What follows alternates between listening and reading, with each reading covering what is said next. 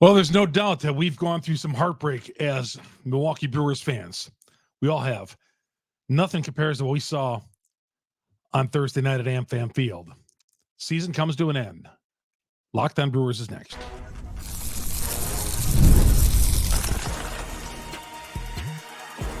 You are Locked On Brewers, your daily Milwaukee Brewers podcast. Part of the Locked On Podcast Network, your team every day.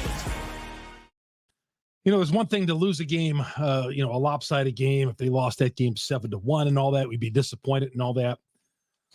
But to lose it in the fashion that they did, I mean, that place was ready to celebrate. That place was ready to celebrate going to the next round and finally winning a playoff series for the first time since 2018. Winning a home playoff series for the first time since 2011. And could not get it done. Could not close the door. Only with the Milwaukee Brewers would this sort of thing happen. Only with the Milwaukee Brewers. I don't know. Sometimes I just think maybe we're just destined to not have good things for the Milwaukee Brewers. The Bucks busted the door down a couple of years ago. I don't know. Chuck Freeman, Locked On Brewers, part of Locked On Podcast Network. We are your team every day. I don't mean to start off on a negative note, but man, how the heck can't you start off on a negative note? Have a 2-0 lead in the top of the ninth inning. Your closer, who's been great forever, and I'm going to give you some numbers to back it up, that all the analytics, all the numbers back the Brewers were going to win that game. All the numbers. I mean, devastating. Just sat in my seat, my media seat afterwards, and I'm sure all you are the same way. I mean, that's up there with losing that playoff game for the Packers in Seattle, the NFC Championship game in 2014, 4th and 26. I mean, we've gone through some tough ones. To have a 2-0 lead and be 2 outs away from going on to the next round. Wow. This episode brought to you by Booking.com. Booking.com, Booking.yeah. The right stay can make you a fan of any city, even your baseball rivals. Book today at Booking.com, your official accommodation partner of Major League Baseball. Get the Booking.com act today. You won't be booking a trip to Philadelphia, though. Brewers are scheduled to leave and all that. They have the champagne all ready to go, the beer and champagne. And then when they lost, saw a couple pictures on Twitter, including my buddy Spencer Williams showed a video of the beer and champagne being wheeled out of the clubhouse. And they did whatever they did. That was just a sad sight. I mean, they're up 2-0 going into the bottom of the 7th inning. I mean, there were so many good points of this game. 95% of this was great. The pitching by Tobias Myers, the bullpen, again, almost everybody out of that bullpen. Freddie Peralta pitches the 8th inning. McGill comes in and was lights out again. Myers, the first five innings, gives up just 2 hits, both to Lindor. Okay. And they got him out of there. They didn't want Myers pitching the third time around the order, and this is what the MO with Murphy has been. He's getting the bullpen. That third time of the round in that order is coming. Bullpenning. He was bullpenning. And it worked out great. I mean, Peralta, 1, 2, 3, 8th inning. I was a little curious how he was going to do. But in the 7th inning, scoreless tie, Jake Bauers, who's got a beautiful swing, hits a solo home run, and the Brewers take the 1-0 lead. And you barely settle into that one. And then Sal Frelick, who hasn't hit a home run since May, hits an upper deck home run. And I'm thinking, my gosh, the baseball guys on our side. Sal Frelick goes upper deck. He had 2 home runs all season. Upper deck?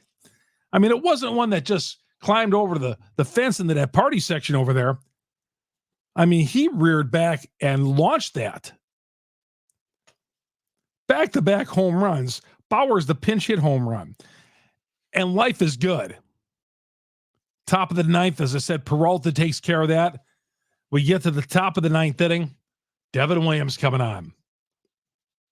Devin Williams, who over 243 games that he's appeared in his career, only one other time has he allowed 4 or more runs. Make it 2. A 34-pitch disaster. 34-pitch disaster for Devin Williams. It was just bizarre. And for the last month or so, and I've mentioned this on the podcast, you know, Devin's had a tendency to walk and get some traffic on the base paths. And he's always been able to get out of it. You know, he's always been able to get out of it. The last month or so, he's been just a little shaky. But he's been able to get out of it. No blown saves. Been able to work his way out of it. So he gives up the leadoff walk to Lindor. And I'm telling you, when he gave up that leadoff walk to Lindor in the press box, I think people kind of just thought, uh-oh. Because when he's done that, he's given up a leadoff walk before, thought, he's Devin Williams. He's going to work out of it, and did. When he gave up the leadoff walk to Lindor, there was a feeling in that, with all the media, we were like, oh boy, oh no. Gets the next batter on a strikeout. Nimmo with a base hit. Vientos struck out. Nimmo with a base hit. So you got guys at the corner, and Pete Alonzo, who has just been getting ripped to shreds in the New York media for his poor play in September. Not a great season for him. Dropped the pop-up in the 7th inning. Didn't hurt them, but he dropped the pop-up. Just a bad look. He dropped the pop-up right by the screen. You know, a played major leaguer should make. My 12-year-old drops the screen. That's one thing, but major leaguer shouldn't drop that. So he comes up first and third, and Devin Williams leaves one on the outside corner of the plate, up and over the outside corner of the plate, and Alonzo went right with it. And as you know, at AmFam Field, that right field there doesn't take a lot to get over that fence over there. I mean, he didn't hit it real well, but he's so big and strong that he was able to muscle it the other way and get it over the fence for the 3-run home run. As soon as Frelick moved back, I was like, oh no. And it goes over. And the Mets players just spilled out of the dugout. All of them. And it just was, your heart just sunk. You thought 93 wins. And here we go again. Another first round exit. Now I'll give you some numbers on Devin here. Devin, the first home run he's given up with the airbender. He's only given up 7 home runs to right-handed hitters. In 243 games, he's only given up 7 home runs. He's gone 57 days without giving up a home run. 57 days. But the 243 games he's pitched, and he's allowed 4 or more runs only one other time. And now it's twice. Wow. Thought he was going to escape it. Was hoping he was going to escape it. That was that feeling was that when he walked Lindor, there was a bad vibe going on. And then Alonzo hits the home run. Williams gives up another run. They got to bring Joe Ross in, and that's 4-2. Brewers put a man on the bottom of the inning, and double play ball by Frelick. Or Turang. I think it was Turang. Turang ends the inning. And that's it. Ends the season. Season over. I mean, what are the odds that Devin Williams gives up a 3-run home run there to a guy who just can't get out of his own way anymore, Pete Alonzo. I mean, that's the irony of it. Peralta gives up the home run in the 8th inning. He's one of the leaders in the league in giving up home runs. But you got the sure-handed, the airbender out there, Devin Williams. And that's how your season comes to an end, with one of the best closers in baseball. I mean, that guy has been so lights out. One of the best closers in baseball. Amazing. I mean, that's baseball. I've heard that said a million times already. Doesn't mean I got to like it, though. I mean, you see some strange things. I feel like that stuff always works against the Milwaukee Brewers. All season, win 93 games. Play great defense. Clutch hitting. Yeah, there's been some times during the season where they left runners on base. Bullpen, great. Bullpen, great. Now, game 1 of the series, not so much. But, mental errors. They were stealing bases against them. They stole 3 bases. The 7th inning? I think they stole 3 bases against them. The Mets had no clue. They were playing Brewer baseball. But, man, it just is a shame because those jacks by Bowers and Frelick would have been right up to what we saw the previous night in Brewers lore. And now they get lost in the shuffle, obviously, because the Brewers lost. Brewers lost the game. Yeah, that's up there. The night was set up perfectly. Tobias Myers, 5 innings, gives up 2 hits. 2 hits to Lindor. And Tobias Myers, young guy. How was he going to do? He felt no pressure. If he did, he didn't show it. He pitched great. We'll talk more about this game and the season coming to an end. We're not talking about the future of the Brewers right now, because that's the last thing I want to talk about is, the future's bright. I heard a lot of that. I don't want to even think about that right now, because I'm tired of us being a regular season champion and coming here every year, sitting down, whether it's here or any one of the radio stations I've worked at, talking about another Brewers failure. We're coming back. Chuck Freeman here on Locked On Brewers. Locked On Brewers, part of Locked On Podcast Network. We are your team every day. Booking.com. If you're maybe going to, you're not traveling with the Brewers anymore, but if you're plan on making a weekend visit this weekend, get away. The Brewers were supposed to play the Phillies Saturday and Sunday afternoon. Sunday's game was right up against the Packers, but I didn't, the Brewers the Brewers have always been number one with me. Okay, they're my number one team. That explains why I'm doing Locked On Brewers. The Brewers I grew up with the Brewers. So if the Brewers up against the Packers, I don't even think about the Packers. It's the Milwaukee Brewers. But if you're maybe this weekend going to take a little trip, maybe you watch a lot of Brewers baseball all season long, and your young lady says, "Hey, let's get out of the house, go to bed and breakfast, maybe get a little vacation rental up to Door County, maybe get a resort maybe for a weekend, rent someplace." Well, Booking.com's got all that. Booking.com, you might find your perfect stay, even in your baseball rival city. But there is no baseball rival right now because the Brewers season is done. Booking.com, a wide variety of choices. When I go to spring training, when I do my golfing trip to Scottsdale, I use Booking.com. I'm telling you, for bed and breakfasts, they're great too. Vacation rentals, check it out. It's easy to use.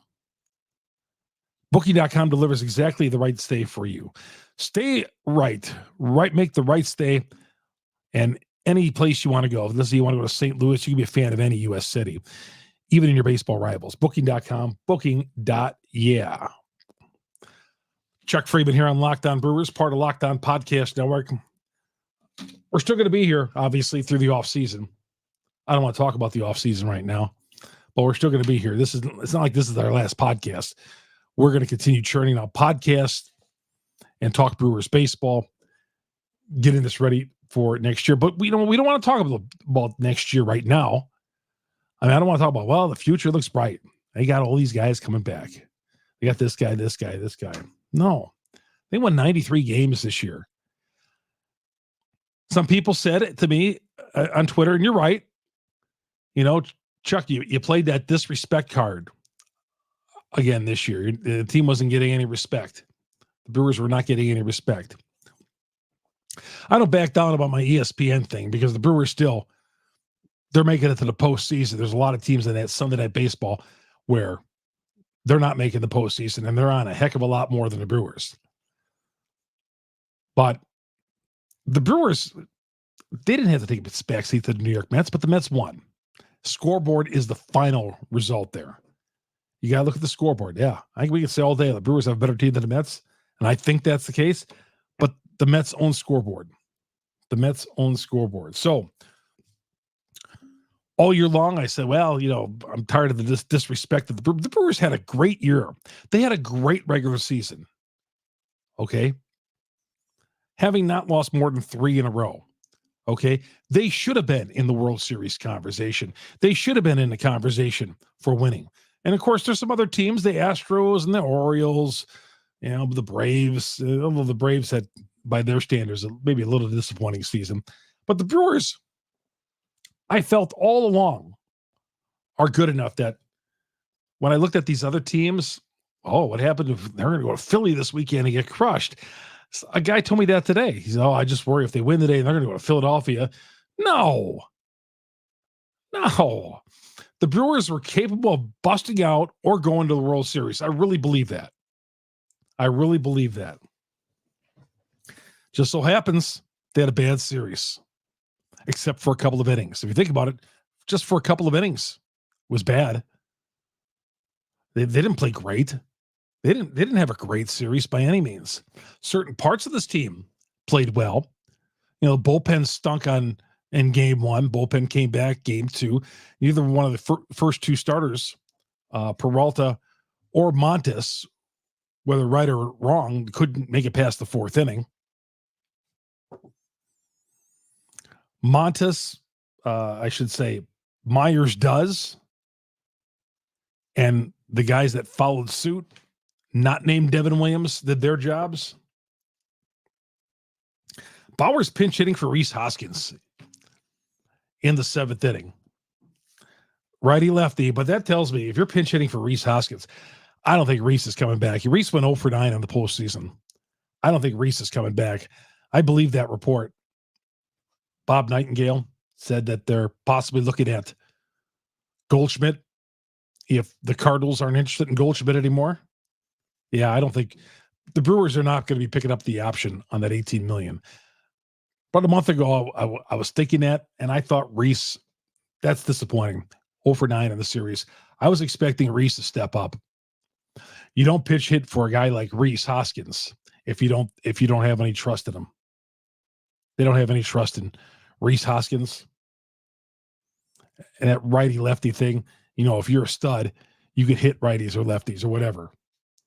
They put Bowers in, turned out to be the great move. Bowers hit the home run. But I don't think Rhys Hoskins is coming back.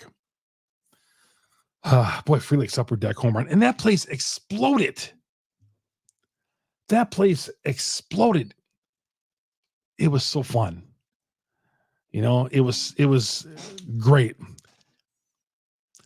Guys in the media were putting on their raincoats to go down to the Brewer clubhouse. Some of those guys left in the 8th inning and watched it on TV. I was going to stay to the very end. And man, you know, you start a little sweat. You start to get those sweat beads on you. You know, I'm just getting a little excited here. I'm just like, man, they're 2 outs away from doing this and going to the next round. They're going to do this. They're going to knock off the Mets. And that ball went over the fence. Crushing, devastating. And you know who's the play-by-play of that? Bob Uecker. Bob Uecker had the call. You know, you assume Bob is going to come back and broadcast games again next year. But Uecker, after the game, went up to a lot of players, gave them hugs after the game in the locker room. Christian Yelich, we had a chance to go up to Christian Yelich in the locker room after the game. He said the toughest part of his night was not losing the game, it was this conversation with Bob Uecker. He wouldn't tell us, and obviously, because that's a personal conversation. Someone asked him about it, but he wouldn't say anything. I wonder what wonder what they talked about. Bob Uecker's 90 years old, still coming around, as we talked about. But he went to, that guy means a lot to a lot of people in that organization. A lot of people in that organization. And relates to that team. Yelich, I've never seen him that choked up before about something. Not about an injury, about a loss or whatever. But he was clearly choked up after he talked to Bob Uecker. When he says, well, the toughest part of the night is my talk with Uecker. We were like, really? So I don't know what that's about. Uecker I did hear him say to a couple of people, hey, we'll see you next year. But yeah, so something, that conversation between Uecker and Yelly, they've known obviously Yelly's been here for 7 years. And I don't know, that something that Uecker and Yelly talked about really touched Yelich. So we'll see. But it was kind of sad when I got back to Twitter and I see that Uecker had the call of that. Uecker had the call of the Hoskins home run. They had him up there in the 9th inning, thinking he's going to call. The Brewers winning the wild card. They have Uecker at the top of the 9th inning. He's calling the action, thinking the Brewers are going to move on, and he's got to have to call. Devin Williams blowing a save in a 3-run 9th inning in one of the lowest points in Brewers history. Yes, it is a low point. I know it's the first round of the playoffs. 82 was tough, obviously. And I'm talking about postseason. 2018 was tough. 2019, when they lost that wild card game in Washington, Josh Hader blew the save chance there. Yeah, 2019, remember Hader blew that chance? Didn't have much help from his defense in right field in that game. But Brewers had the champagne ready. Another day in Milwaukee Brewers history. Disaster. All right, when we come back, we'll wrap up a few things. Chuck Freeman here on Locked On Brewers, part of the Locked On Podcast Network. We are your team every day. Yeah, this is one of those shows that, you just kind of do off the cuff. We got a couple of notes here, but, a post-game show, which this essentially is, it's a podcast, but, it's, you don't have to write a lot of stuff down. I wrote a couple of numbers down because you kind of do it from the heart. You kind of do it from the heart because, you think about it and you live it and you saw it. So you should be able to do a 30-minute podcast from the heart and the disaster that you just saw. All right. Those of you who want to start working out, TonaI is the way to go. TonaI is the world's smartest and most effective strength training system that helps you get stronger. Powered by AI, TonaI teams with every rep so that it delivers workouts personalized just for you. TonaI teams your movement, provides suggested weight recommendations for every move, detailed progress report, all done with AI. Create your own personal program. It's like having a personal trainer at home with you. TonaI will optimize every workout just for you. Unlike traditional gym equipment, TonaI uses adaptive digital way to advance your training techniques. And right now, TonaI is offering $200 off your purchase. I had somebody from Europe message me the other day. We talked about this last week, TonaI, and he said that he's gotten in on it. But again, TonaI is offering $200 off the TonaI purchase with the promo code LOCKEDONMLB. TonaI.com. ToNAL. ToNAL.com. Use the promo code LOCKEDONMLB. $200 off your purchase. That's TonaI.com. Promo code LOCKEDONMLB for $200 off your purchase. Chuck Freeman here on Locked On Brewers. I love coming here and doing this podcast every night. Once we get into December and January, we'll be down to 3 times a week. But we got a lot to talk about with this team. The Brewers are 24/7, 12 months. That's the way baseball, that's what all sports are right now. And we got plenty of time to talk about the future and see who we want back and not want back on this team. But I honestly thought we'd be playing this weekend, even before this game. I got to the game early. I was there about 1 o'clock. And I just had this great feeling. Sun was out. It was a beautiful day in Wisconsin. Thought this is going to be another Brewers victory. Line move was moving up. That's always a good sign. The smart money, just like it was the previous day with the Brewers when that line moved an incredible 50 points. William Contreras he had a bandage, and he had a brace, I should say, on his knee. He was supposed to catch, and then Pat Murphy talked to the media. The lineup came out, Pat Murphy talked to the media, and after he left the podium, went in the locker room, and then all of a sudden there was announced that there was going to be a change, that Gary Sanchez was going to catch and Contreras was going to DH. Odd. Contreras also missed his press conference. Something was up. And he was running in the outfield, which he never does. So, might have had gone further into the postseason with a hobbled Contreras because his leg was really wrapped up. We'll monitor that here in the next couple of weeks to find out exactly what's going on with Contreras. If he's injured his knee, what he did, he clearly did something to his knee. 2024 comes to a close. 2024 comes to a close, but like I said, we got a lot of stuff to talk about. Get us on Google, Spotify, Apple, on all the major downloads. Wherever you download your podcast, we are there. Please, our growing YouTube page, search Locked On Brewers. Hit the subscribe button, hit the bell. That alerts you every time we drop an episode here on Locked On Brewers. What a downright, utter, disappointing way to end this season. No other way to put it. No other way. We were on a high after Wednesday's game. Sitting here talking about Thursday, and man, Milwaukee was ready to party on Thursday night. They were. After those two moonshots by Bowers and Frelick, life was great at that point. It was. And the players were all sitting around the locker room after the game. Nobody was packing anything. It's a close-knit team. A lot of good karma on that team. Pat Murphy was the perfect manager for this team. Even Devin Williams said after the game, he said, this is the closest team bond of the years, and he's been here since 2020, that I've been on Brewer teams. Closest bond. And you can tell, you feel that in the clubhouse. These guys, just a great chemistry. And that does factor in wins. It does factor in wins. Man, these guys played so well throughout the season. From everything. You name it. Bullpen, defense, timely hitting, stealing bases.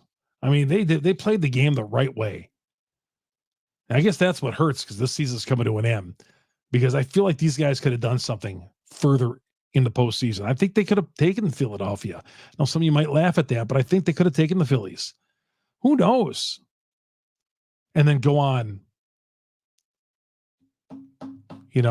I think they could have. I think they could have gone deep. Could have gone to the America. Could have gone to the World Series. Take a backseat to the Yankees. The Brewers, nickel and dime you the way they do. No, wasn't meant to be though.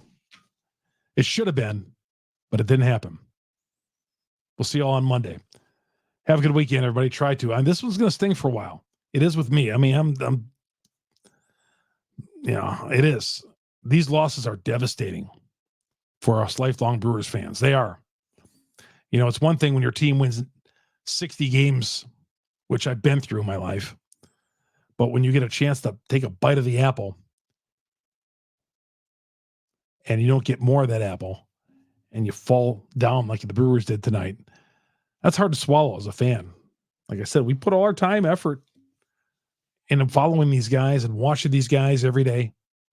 a lot of time taken away from our families. We're watching the TV because we want to watch the Brewers. We live and die with this team. And disappointed to have that kind of ending. All right, that's going to do it for me. We'll talk to you all Monday, everybody. Chuck Freeman, Locked On Brewers, part of Locked On Podcast Network. We are your team every day.